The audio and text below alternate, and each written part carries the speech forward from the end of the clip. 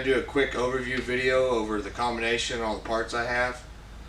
I'm getting ready to go to the dyno this Sunday with a goal of 1,000 horsepower.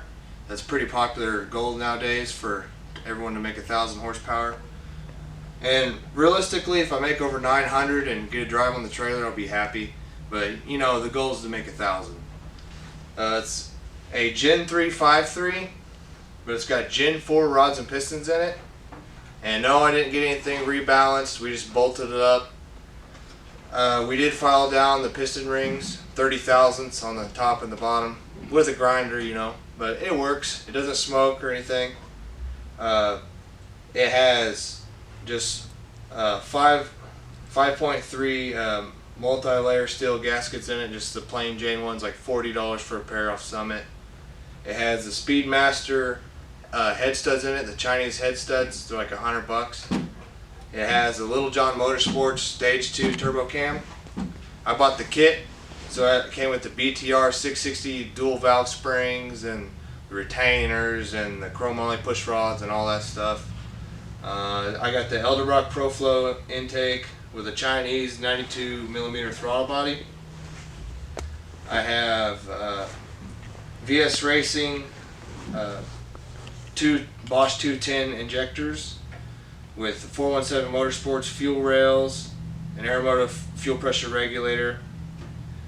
I also have two 380 AN fuel pumps with an 8 AN feed and a 6 AN return. I'm running stock truck coils, the D585s I think is what they're called, with the BR7EF plugs gapped to 18 thousandths.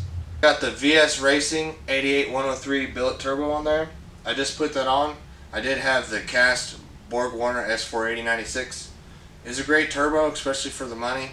I bought it used for like 600 bucks. It ran a best time of 554 at 126, but I was running out of headroom and I knew I was getting close to the max that it would make, so I figured I'd get some with more headroom.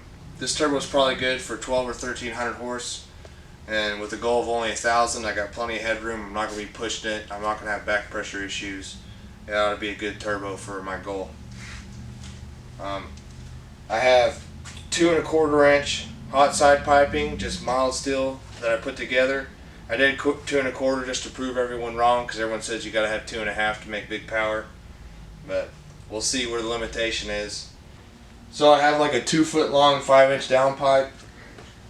It sounds awesome in my opinion. A lot of people say the 4 inch sounds better, but in my opinion, I think the 5 inch sounds awesome. I had a 4 inch before that was like 4 foot long that went around the tire and went down here to the lower fender, but I think the 5 inch sounds a lot better, and you can hear that turbo spool a lot more. It sounds awesome. A lot of people ask me about the fumes. Personally, I haven't noticed any fumes driving it on the highway or anything, and it's pointed straight out like in line where the bottom of my window is, but I haven't had any issues with it. But moving on back, I have a 9.5 inch billet PTC converter, spec by Dusty Bradford. If you got a turbo car, that's the guy who I'd get a hold of, is Dusty Bradford. He's a genius when it comes to converters, and he gets it right. They're a lot of money, but you can really go wrong with a converter. It'll make or break your combination.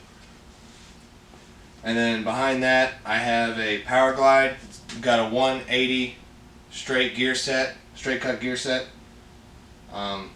I forget who built it. I bought it second hand, but it's built to hold like 1,500 horsepower. It's plenty strong for what I'm doing. It's got a brake and everything in it. I have the Holley HP EFI system. It's awesome. I came from the Mega Squirt world and it was great, but going to a Holley, I would never go anywhere else. I mean, it's awesome. There's been a bunch of guys make big power on these stock bottom end LS motors, but not a lot of them will go into detail on how they keep them together. I figured I'd kind of go over my tune-up with you guys, maybe show you some tricks that you didn't know or maybe know, I don't know, but just my theories on how you can make good power with these things but keep them together. The biggest thing for me was learning that cylinder pressure and torque are equal. They go hand in hand. Peak torque is peak cylinder pressure. Cylinder pressure is what kills these things.